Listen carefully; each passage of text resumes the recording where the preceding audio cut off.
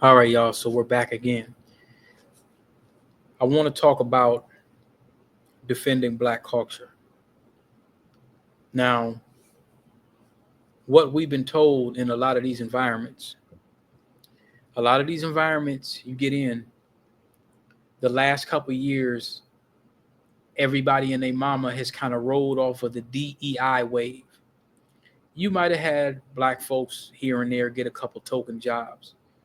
I never have met anybody in corporate out of the past 10, 15 years of my life that I can actually say what the DEI Negro has done. There's a couple grants here and there and set asides and things of that nature. And then, there might be some certifications and things of that nature that folks might get.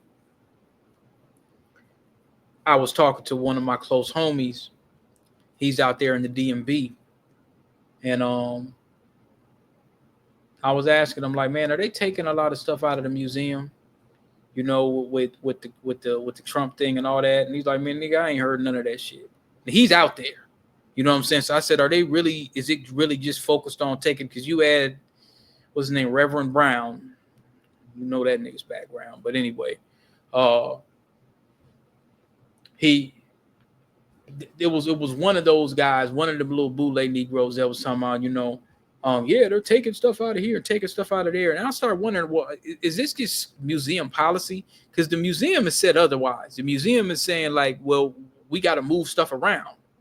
So we want to make sure that niggas ain't just using just the fact that they're banishing. And most of those guys that are saying stuff like that, there are a lot of those DEI Negroes like Sharpton and stuff that are just trying to get it, they trying to get their DEI check on the back end in the midst of making it look like, well, this is just against the Constitution and stuff like that. So you got to kind of look at what they say like, well, I don't know, man. Like, I don't know about that dude. You know what I'm saying? But to my knowledge, when I looked it up and I just did a quick Google search, and they said that the museum itself, they said that they just move it, because museums, they take stuff out of display. They move stuff sometimes. There's different exhibits. That's their statement, not mine. And I suspected that. Now, sometimes they could have just said, well, hey, man, Donald told us don't say nothing. That could have happened too, I guess. But, I heard that there might have been key pieces but what did they take out is the question. What did they take out? Well, the idea that the museum, the idea and the statement that, well, the museum is shutting down, that's the fear tactic that they're using. Well, he's just going to take the whole museum. And that hasn't happened to my knowledge, so before I go on to, because I'm talking about defending our culture, right? Well, back to the DEI in corporate, a lot of these places, they use us to substantiate having this DEI, which is affirmative action for white women. Primarily, that's the benefits. But let's just say it's for us. Well, if you're going to have programs that's talking about us, you should have somebody that's speaking from the freedman's experience. You're talking about our holiday. You're talking about our culture. So you should have somebody from that lineage and from that background. Just like if they have a Caribbean day, I can't go up there talking about their culture. Not one, it will be off code. Number two, I don't know anything about it.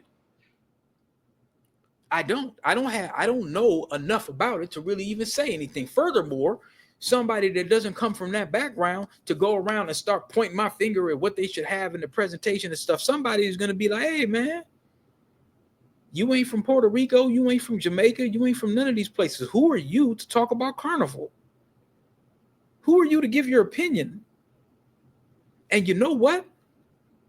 They're right. Nigerian Day, or whatever. Who am I to jump up and start saying, well, this don't represent me, right? I don't come from that culture. I haven't been around I ain't put in no work enough to be telling people what they should have or what they shouldn't have and who should represent them. That's not fair. Going down, it's a National Haiti Day, but here I am jumping up talking about, well, yeah, I studied about Dessalines, so you should have the flag like this. So you should. That's National Haiti Day. They should have their flag. They should have their culture. They should have somebody that came from that land and that lineage that should be able to speak to that, because that's their ethnogenesis. I shouldn't be able to get up and start putting in my little 2 cents about what I think they should do. Who the hell am I to tell Haitians what the hell they should do on their culture and their holiday or whatever they say that they're doing? All right. So now I'm from the freedman culture. So I should be able to speak to that, right? With no hesitation and no problem. So now, remember what I was telling y'all, what they tried to do is I got some little feminist vibes that they were trying to steer towards that a little bit. They were saying that they kept talking about, oh, she's a woman. It's like, okay, black folks, male and female work together to get off these plantations and stuff like that. So I kind of noticed that. But so I said, all right, I'm about to gatekeep. I'm going to make some suggestions. And if it goes left, I'm just going to have to suffer. But I said, from some of the things that I saw when they were talking about symbolic gestures, when they were talking about, well, we're just going to put a statue up to look towards the country of Angola. And I'm thinking, well, damn, you got a bunch of niggas in the Angola State Penitentiary in Louisiana that are in there that are innocent. That's still a plantation. The hell we need a statue for? So that really perked me up. I said, okay. I said, well, I'm going to have some critique. Since we're so open and inclusive to DEI and everyone's supposed to show up, step up, and everyone needs to be bold. Okay. So I have some critiques and commentary from myself. So, I composed a draft and I spoke to a couple different black folks based on that presentation, because there was a couple things where the cringe was, I was like, even some of the white people were like, man, what the fuck is this? And on a side note, let me tell you something. There's some white folks that ride for us too. Don't get that twisted. Don't think that there ain't none that don't ride. I was at a gas station, man, the other night, and I'm going to get gas, and I see a white guy. He was off to the side discussing something with the cashier, and he had a hoodie on. Man, when I seen that hoodie, I geeked up. I ain't never seen no shit. This is the first time I ever seen somebody with some shit like that.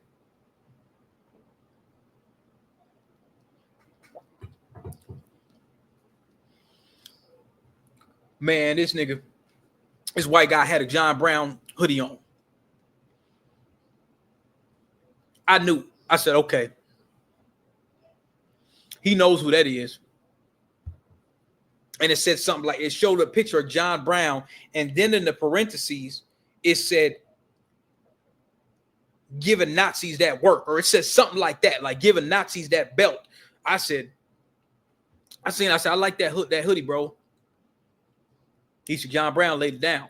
So we're talking about this for just a quick little second. I thought it was interesting. He said, man, a lot of people don't know who it was. I said, yeah, man. I said, man, they did a presentation at work where they just talking about Harriet and they were talking about John Brown. And I said, but they ain't mentioned Nat and Denver. He said, yeah, Nat. He said, Nat put that belt down.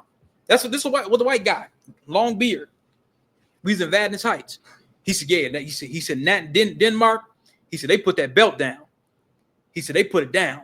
So we're having a little mini discussion about this. And he was like, man, most people don't even know who John Brown is. I was shocked. I've never seen a white person with a John Brown hoodie on. I like John Brown because John Brown laid that belt. Plantation to plantation. Y'all got to go. You got to free these. You got to let these foundationals go. You got to die. That's the kind of time he was on. John Brown was on top of it. So you don't hear them talk about him that much because they didn't want that idea to spread. That's why they had to get rid of John and Nat and Denmark. They had to get rid of them. They had to be like, okay, you got it. We can't have this energy spreading around. That's why those plantations came down. Nobody felt sorry for us. So that kind of got me thinking about this at that time.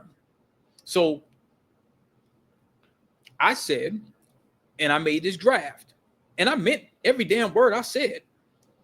I said, most obliged for the opportunity to share. One thing, if time permits, for the next Juneteenth presentation in 2026.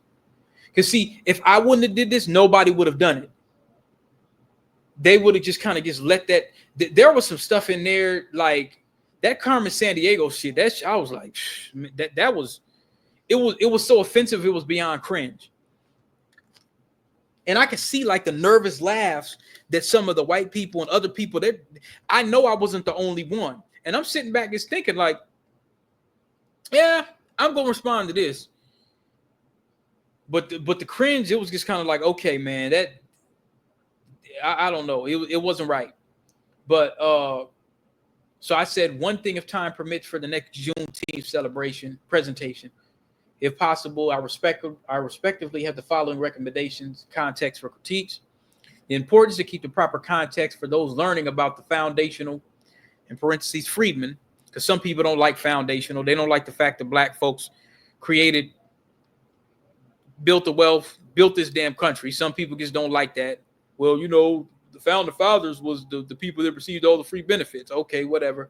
We're still the freedmen. That's federally designated. We're still the freedmen. That's a word you can't take away. So I said foundational freedmen, which is black Americans, that freed themselves and made it possible to architect Juneteenth.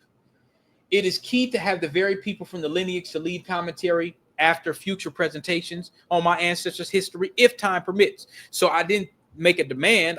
I'm making a critique. I'm saying, hey, you know, y'all are saying all these things and just showing a presentation, but you're not really giving context. And the people that are doing this, I'm a little suspicious of their backgrounds, or I got some questions about these niggas that you got. These tokens, I don't know. Because if I would have been in the room and somebody would have been done a present, no. Folks, no. There's gonna be somebody ain't gonna like that. Because here's the thing. With DP, not the time or the place. If it would have been any other culture, y'all wouldn't have let none of that slide. If it would have been any other culture, anything about the flag, their representation, anything that would have been off code or just off putting, they would have said something. Somebody would have had a bone to pick, like, oh no, we ain't going that route. Let me holler at the HR, let me holler at whoever, let me holler at somebody for that. I'm just the one lonely Negro, so they could just kind of look at the email and just be like, whatever. You know what I'm saying? But they were talking about the Civil War and all that kind of stuff. So I said the Civil War, the North and the South benefited from black Americans on both fronts. Lincoln never had any intention whatsoever on liberating blacks. He solely wanted to save the Union. Then I showed his evolving racial views. He was like, I don't give a damn about niggas voting or whatever. He didn't even consider us human beings damn near. So that was from the Rutherford B. Hayes Presidential Library and Museums. Got a receipt, undeniable. There was over 5 proclamations. The first with the British, in which blacks were requested to fight in the 1700s. Lincoln didn't do us a favor. We freed ourselves. He just signed a paper. Before Tubman, you had Nat Turner. Slavery did not come down because of Lincoln. It came down due to revolts, Black Seminole Maroons, Denmark Vesey, Dismal Swamp residents, James Forten. And James Forten was, remember, that was one of the first. I got a treat for y'all. I ain't going to tell y'all. But James Forten was a freeman, a sailmaker after the Revolutionary War. He was the VP of the Anti-Slavery Society, used his wealth to fight slavery and to fight for blacks in the North who could not vote or serve on juries. And there's several other foundational blacks to force the U.S. government to let their grip down. These revolts were key. Another reason why I did this, y'all, I want y'all to understand. One reason is if I didn't do it, nobody else would. So I had to take that chance. Number 2, you're openly using the quote-unquote DEI. We all need to come together. Let's all talk about what happened and this, that, and the third. Well, damn it, we gonna talk about it. If you're gonna bring up race, and see, they kept talking about enslaved persons. They didn't use that term black. They really stayed away from that word black. So they were skipping over black left and right. But you're talking about black people. Then when it came to stereotypes, they might throw that in or something like that. So I said, nah, I'm gonna have to. And really, what it was really for, not just the powers that be, they may not really give a damn, whatever. But every time I look up, I got to hear about the bad guys in office. And I got to hear y'all babble about, oh, democracy, and he's going to do this, and all this whining. Then, okay, well, you're going to get that work from me too. If I got to hear y'all whine all the time in these so-called liberal environments or whatever like that, and you want to talk about my folks, then we got to put stuff in the proper context. So it was really, to be honest, when I seen the thread of some of the black folks, when I seen a black face and they had something to do, because I sent it to one person and they copied it to another person, like, oh man, this nigga, he might be, I know I'm the only first person to say, hey, look, man, you need to get my lineage up in there. You need some folks to speak on behalf of it. They ain't got to do a damn Dr. Claude Anderson speech, but you need to have somebody that came from that could attest to it, while you just using our day to just, because, you know, these companies, y'all, I don't know if y'all know, but these companies, when they have these little minority, they got little minority qualification quota programs and stuff, man. These companies get money. These companies get money and tax breaks for shit like this. They don't tell you that. Well, DP, how do you know? Because I knew people in HR, and I knew a bunch of diversity inclusion Negroes that spilled the beans. That's how I know. You see what I'm saying? They get tax breaks and all kind of little stuff for that. You know, so, you know, let me calm down, man. Like, I did it. So I could see also, too, the token Negroes. Now, nobody had to respond. But the black folks that would have been on code would have hit me up on a slide in like a Teams. Hey, man, let me holler at you real quick. Let me call you on the slide. Like the one dude that kind of was trying to save my ass. Hey, man, let me holler at you on the slide or whatever like that. Let me hit you up. I didn't get that response for them. So I know that y'all niggas might be Sambos or Tethers. I could tell. Because if you feel that our culture should be gatekept, anywhere in the world, you know, when you mention us and you mention black folks supposed to be represented in the correct way, you are going to put yourself on the line for that. Even if it don't make you, you know, it might make me, I don't work with anybody directly, but let's say it got back to the right people or whatever, or they said, well, hey man, you know, we heard that you did this and, you know, we want to hear more or whatever the case may be. You should have been willing to stand up for our folks. So the very fact that you didn't hit me up, I knew that you were like, oh, he's one of them militant niggas. Yeah. 9 times out of 10, it's probably the people that they put in charge and co-sign and let a lot of this stuff ride. They're usually the same kind of dudes or the same kind of bootlicks that, not all the time, but majority of the time, like that award I told y'all with when Tom Joyner and the judge was, you know, they're usually Negroes like that, hand-picked token Negroes that all they care about is their titles. So what I'm reading to you right now, they're not going to say anything like that. It took me to do it. So it may not get anything, but you heard me. You heard me say nothing, because I'm not about to let you say anything about us just because I'm trying to get a check. I get a check anywhere. I get a check anywhere. I'd rather be a man than have an invisible skirt on. You see what I'm saying? So, you know, that was I worded it kind of so the black folks could be like, and I know they saw it, the black folks could be like, okay, maybe this is something that we should discuss.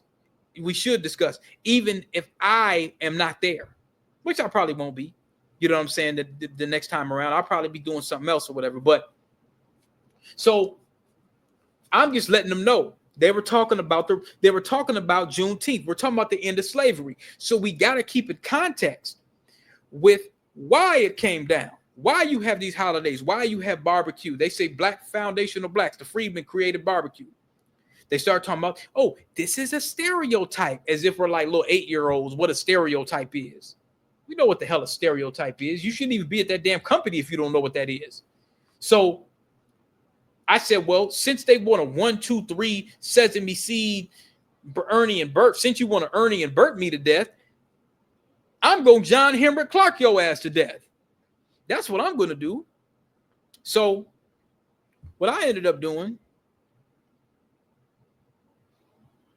hold on, there we go.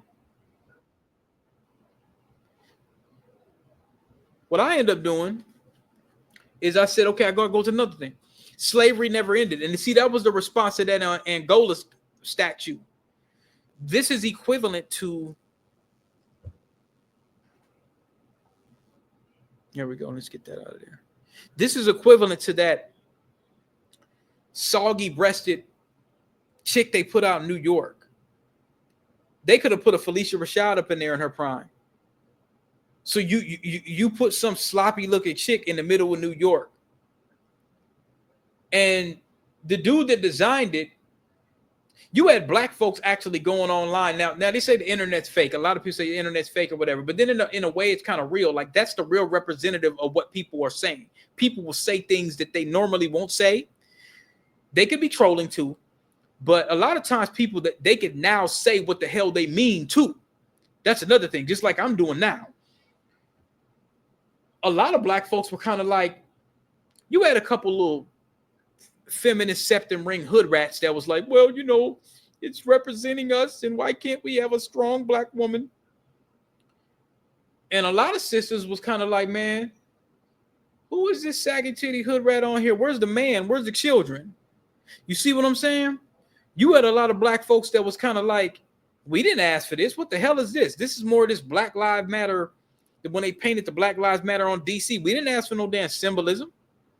Who the hell came up with this? And then you start looking and do background checks and start looking at the people that was, and you kind of like, okay, one of them Negroes. You know damn well we didn't need this. The hell with the statue. Help them brothers in Angola that's serving life for the people that's on rape and murder charges that never did the crime.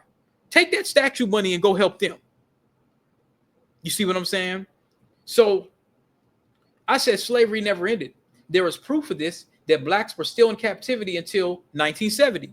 ProPublica has released several documentaries and articles about this. And in Louisiana, the state penitentiary in Angola Plantation, even to this day, a great majority of blacks have been railroaded. And even after slavery, black men, women, and children were still in Angola, especially peonage. So that's my response to that statue. Number 6, John Brown Revolution was in 1850. Turner was completely ignored. They didn't mention Nat Turner. They mentioned John Brown. And they did that because he was a white man. And then they mentioned Harriet Tubman. You see what I'm saying? But they mentioned John Brown. And then they mentioned Harriet Tubman. They didn't mention any black men that helped slavery come down. That's a problem. We ain't taking nothing away from General Tubman. She meant the world to us, put in hella work. But there's other people as well. So Turner was completely ignored.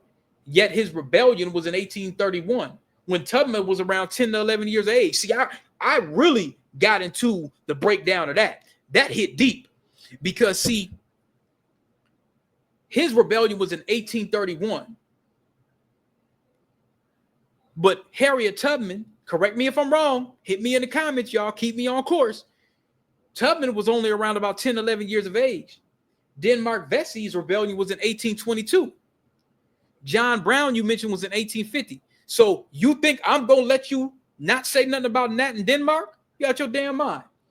Now, all of these people before Tubman and anyone from my lineage would know this, yet it was not highlighted. So that was kind of towards them niggas that just kind of let that stuff fly. Like, you could tell they didn't say nothing. They didn't say nothing. They just went along with the presentation. Like, oh, yeah, you know, let's just, you know. So I said, furthermore, reason to have someone from the lineage, from the fields of the American South. So now, if you ain't got no folks that's from there, you ain't really got nothing to say. You can't tell me about what you represent because you don't understand what our folks went through. You got some black folks, they'll sit up there and probably watch Sinners and be like, oh, that happened in Mississippi was like that. Nigga, where was your people from, bro? You ought to know. You shouldn't be asking no questions like that. If you got to ask that question, you're like, okay, wait a minute. Either you fresh off the boat and you just don't know, or you've been in America a long time and you never give a damn about our history. No way. So that's furthermore reason for somebody from lineage from the American South to give commentary to make sure we have our history in the proper respects. I went back even further. In 1770, Crispus Attucks was the first casualty killed in the Revolutionary War. Put that over there. That's the Dred Scott. I had to put that in there. This is Minnesota. I got to. Which occurred in the Wisconsin territory, right here in Minneapolis, which shows that the North and the South were equally lockstep with each other to undermine blacks. So now I'm not letting y'all get away with that. Oh, it's just the South rednecks. No. We ain't gonna do that. And then at the end, I hit him with the final blow. We have celebrated this holiday well before Joe Biden signed in its symbolic gesture. And then I let him know, with me coming from the generations of the former slaves and having documentation from 1768, it gives me direct qualification and experience to speak on foundational freedmen. And then I let them know, I like the, I gave them their perks. I like the details on the barbecue and the commerce in which watermelons were placed in the correct context. The food was on point. And I was impressed by the fact that y'all kept the colors right. Galveston, Texas would be proud. I felt in my soul I had to do this because I knew I would regret it if I didn't. I had to do this.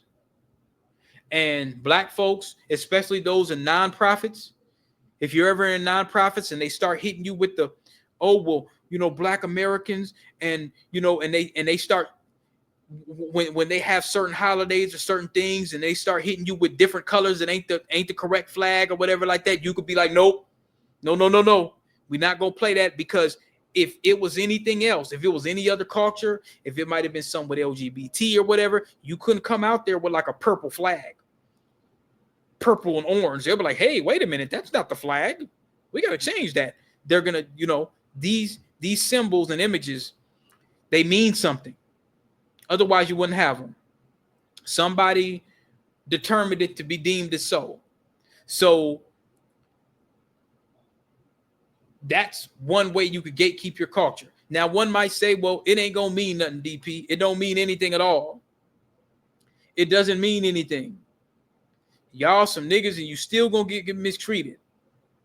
You need to do this. You need to do that, whatever the case may be. Y'all got to keep in mind, when I was in high school, I got failed in the class because I was asking about 40 acres. I really didn't know how to say what it meant, but I knew it was old. And the teacher failed me. They damn near like wanted to suspend me because I asked the teacher, I said, well, hey, if this is what was promised and this was what was owed, why shouldn't it be paid? If you owe somebody some money and owe somebody a debt, shouldn't it be paid? Oh, you're disturbing the class. You're doing this, you're doing that. This is social studies. I thought you told us to be free thinkers. See, when you start asking questions like that, you're not able to be a free thinker no more. Now you're getting punished. Now you're disrupting the class.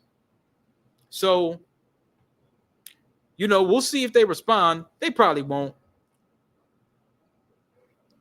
But I asked for a copy of that Zoom session because I wanted to review that because I heard something kind of weird in the very beginning. And I just wanted to confirm that that's what I heard.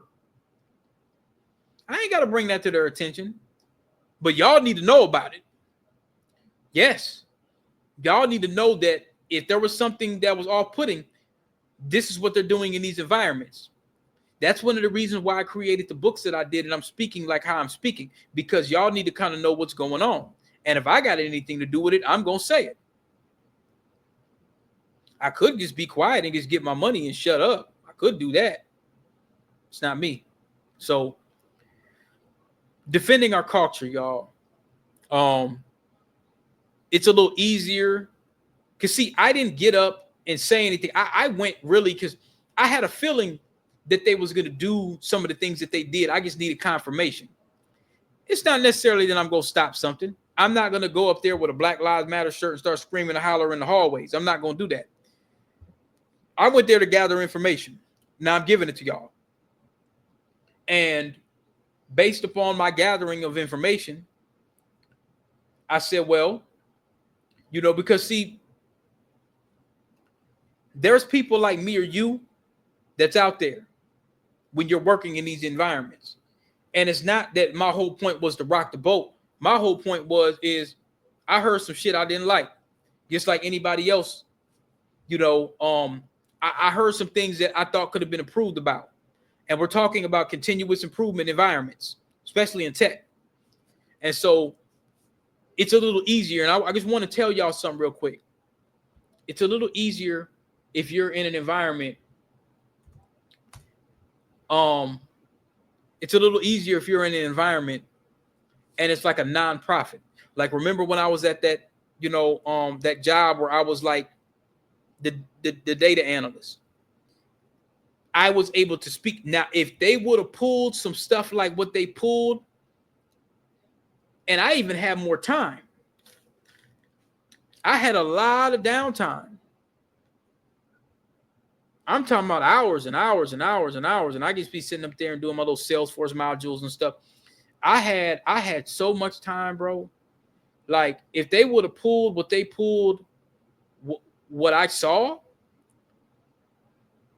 not only what I would have had to write, because see, remember what y'all's mission statement was. And everybody's supposed to have a voice. So I was a threat. Now, let's be honest. When they first see me when I came in, and I'm going to tell you how that interview was because it's important.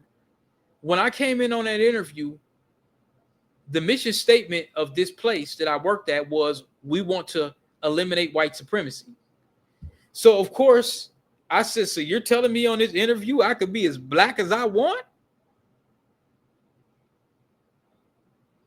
I should have quoted Dr. Frances Cress Welsing. Oh, they better not have hired me right then and there. They might have been like, oh, that's a little too black.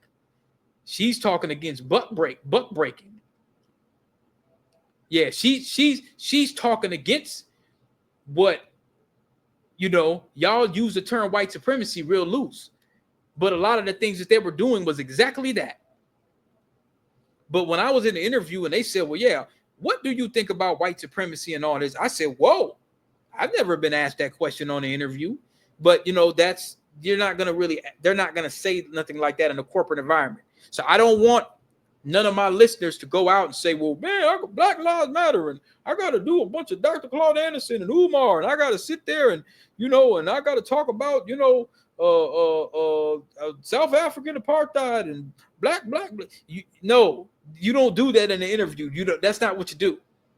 You stick to the points at hand. But when I was in this interview, they were asking about all this racial stuff and justice and equality and stepping up and all this, you know. So they were talking about that in that interview when I had that job. So I went Friedman crazy. I said, shit, you know, this country was founded on the slaves and, you know, blah, blah, blah. And, you know, blackity black this and blackity black that. And we all need to come together and all this little bullshit, you know, like, you know, that was the interview. They asked a question. You know what I'm saying? They asked a question on, you know, what you think, and justice and equity. They were using that a lot. Equity. That's what they were using. So, you know, when I get there and I meet everybody, like I had an interview. I think I might have had one or two interviews. But the first interview they had, it was this Latin chick. You know I'm going to go there. All you niggas out there that's rioting for ICE, like some of the few Negroes that was out there, if you would have seen her, yeah, y'all would have been on them. Try to get you a little sweet empanada. You Negroes would have been on her. But she interviewed me at first. Oh, I'm so thrilled. She couldn't wait. What I also found out is because they were trying to get somebody in because when the manager was going to move around. But I interviewed her. She had a cool little vibe. I ain't going to say nothing bad about her. But I'm telling you, for you Negroes that wanted you a little enchilada on the side, y'all would have broke your neck. I'm telling you. So, yeah, I'm telling you, they would have been right up your alley. So, you know, she forwards me to the next round of interviews and stuff. And I think I interviewed somebody. I knocked that out the park, you know, and didn't have no issue with that. Interview was cool. You know what I'm saying? But when I got in there my first day, my first second day, nothing but all white liberals, white women running the show. I mean, it was DEI crazy. Oh, it was DEI crazy. It was maybe a sister or two. You got one of them. She got a white man, so you know she kind of bed winching it up. And then you had like one solid sister. So you know when like a Black American sister when you see her, and then and you lock eyes, like, you know what I'm saying? You kind of tell that, okay, yeah, this is somebody I could kind of say kind of rock with. I didn't really see too many black folks that was from the diaspora up in there. I didn't see that. I noticed that. I didn't really see too many Somali women in there that was working or whatever, because in their culture, they don't really go for the buck breaking too tough. They don't really go for that intersectionality stuff. They don't do that.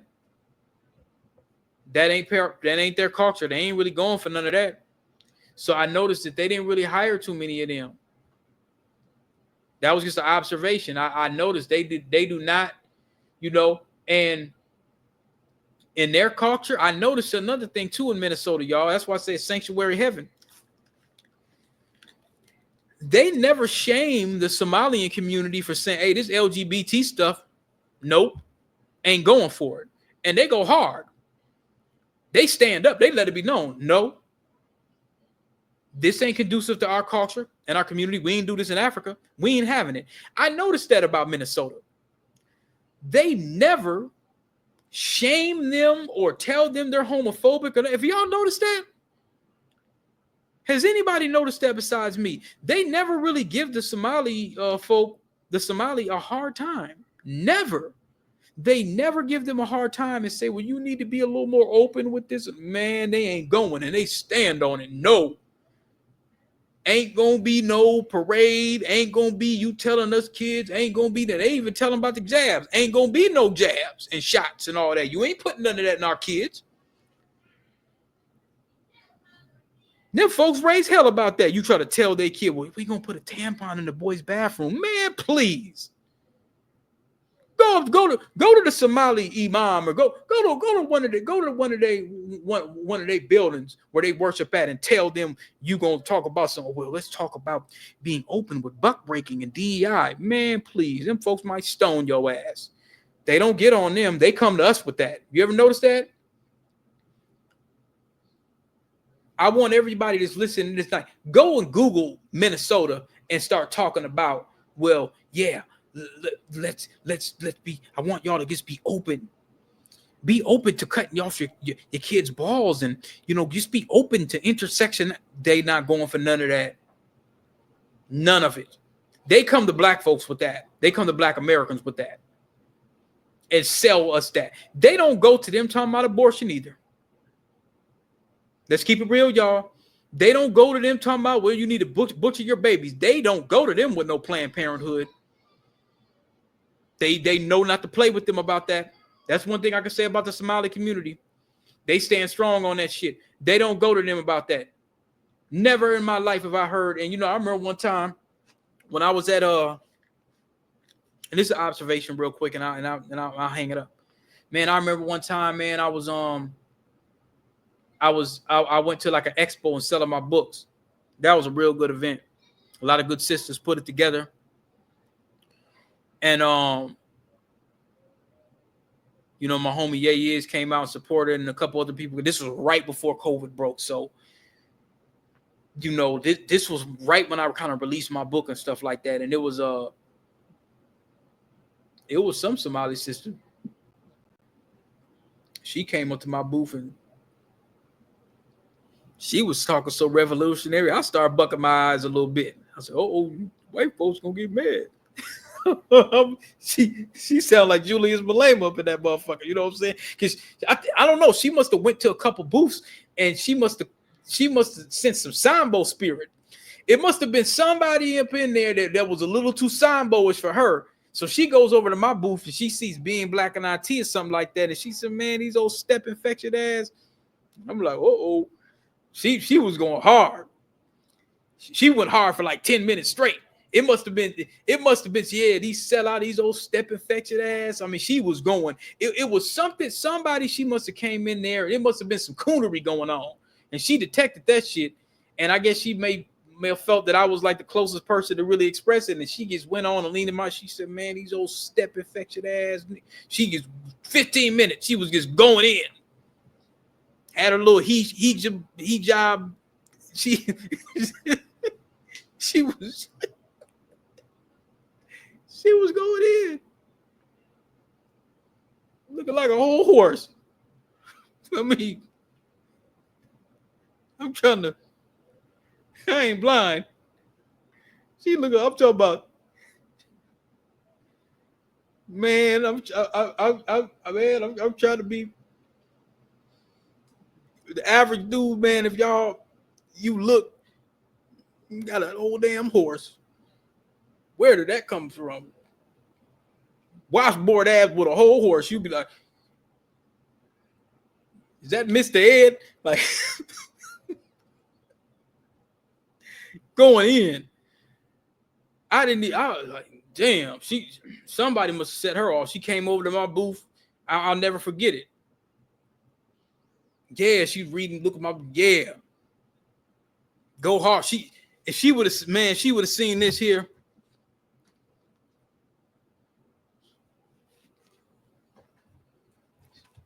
She just, I mean, it was so random. So I didn't really know. It kind of caught me off guard because it wasn't like it was a conversation and I'm just kind of just saying, well, I do tech or whatever. She just came to the booth. These old step infected ass.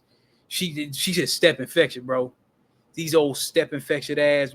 She was kind of looked through the book or whatever. Like to me, she looked like you were ready for war or something. Like he was just going in. Somebody must have said some coon shit or did something coonish up in that building. I don't know what it was, but it was something that just kind of set her off. And she was kind of looking through my book. She bought like a book. She's like, "Yeah, get on the she said, get on these Sambos ass. Get on their ass." Because I'm talking about in the book, I'm kind of talking about the race soldiers. She's looking at, she's like, "Oh, you keeping it 100." She's like, "Get on their ass." Don't, she said, keep their neck broke. She said, "Park the F-150 and keep their neck broke. Right on their neck." And I wish I would have had one of my homies. My homies would have been single or whatever. Got a whole damn horse. I wish my little brother at the time. I think he might have came up there and brought me like some Chipotle or something like that. He must have missed her. I would have sicked her on my brother, because they would have been talking about that he had a long beard. He don't look Somalian, but he kind of looked like he got the little Muslim. You know what I'm saying? The nigga got the beard and shit. He got the long, little ancient Egypt beard. Yeah, he would have been. He would have liked her. He would have been like, "Man, what? Just an 8." I'm just saying, y'all. I ain't blind, damn it. I'm not Ray Charles. Like this an 8. This an 8 or a 9. And got the revolutionary spirit. She got that Harry. She had that Harriet Tubman. She sounded just like General Harriet. I'm trying to keep a straight face, and she was just serious. Man, these bootlicking, bootleg, tap dancing ass just going off. Somebody, she went to some booth and she must have kind of sniffed a little Sambo spirit, and she was going off. I don't know who it was, but I was just, that kind of energized me for the day. I said, "Well, damn, who is it? Who is there? Inspector Sambo? Is this, you know what I'm saying? I didn't know what was going on. I was like, whoa, wait, whoa, what happened? These old step infection, tap dancing, old bootleg butter. I mean, she was just vicious. I said, man, what happened? I'm like, what happened? I'm shrugging my shoulders. What happened? The funniest thing, I forgot to tell y'all about that, man. No, that award show was beautiful, man. I remember one sister kind of checked me at the end of the expo because I was selling my books for $12, and she looked, she said, "Oh, hell no." She said, "What the fuck is you doing, nigga?" I said, "Well, I'm trying to give a deal." She said, "The damn a deal." She said, "Make motherfuckers pay." She said, "This ain't no damn. I'm trying to give black folks a deal." She said, "Man, hell with that. 20. She said, "You done put in the work. You done went. You done learned this craft. You done released a book that don't know black folks have." She said, "The hell with the deal. Ain't no 12 or no 15 or no ain't no 10. 20. She was pissed.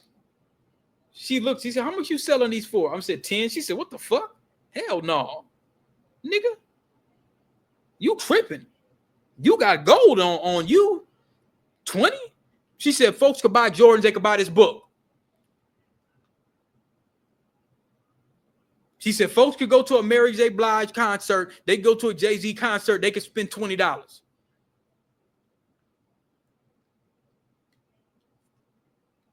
Start shrugging my shoulders again. I'm like, "Oh, damn, okay." So, and that's when I was like, okay, yeah, I got something. Because when other people see, like, "Oh, no. You supposed to, you done been to college, or whether you would have been to college, you done did tech training classes. You done actually put real work out here. This shit ain't worth no $10. A dub. 25. She told me 25 at one point. She's 25. I said, "Well, the book is it's only an hour read." She said, "Don't matter." She said, "This right here gonna give somebody $100,000 job. Don't never sell this shit for no $10. She was offended. She was offended. You know what I'm saying? Like, you don't sell this for no $10. I think I sold it for like 10 or 12, or I was just trying to get them off. And she was like, "Oh, hell no. We don't do that."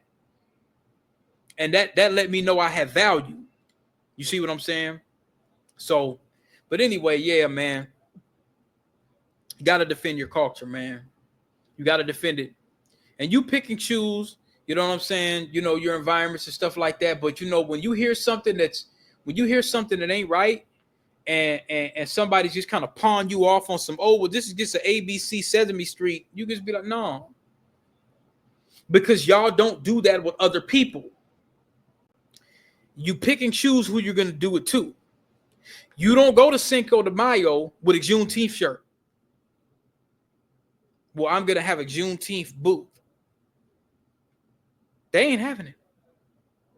Then people lose their damn mind. The hell is this? What have you done for the Mexican culture? What did you? "Oh, well, I just like burritos." Nigga, they be done smack me upside the head with a burrito or something like that. You know what I'm saying? No, they're not gonna let you do that. You know, so we shouldn't. We need to be more closed with our culture. Some people say it might be too late. I don't know. But anyway, I'm gonna load this up for y'all. So we'll keep it going.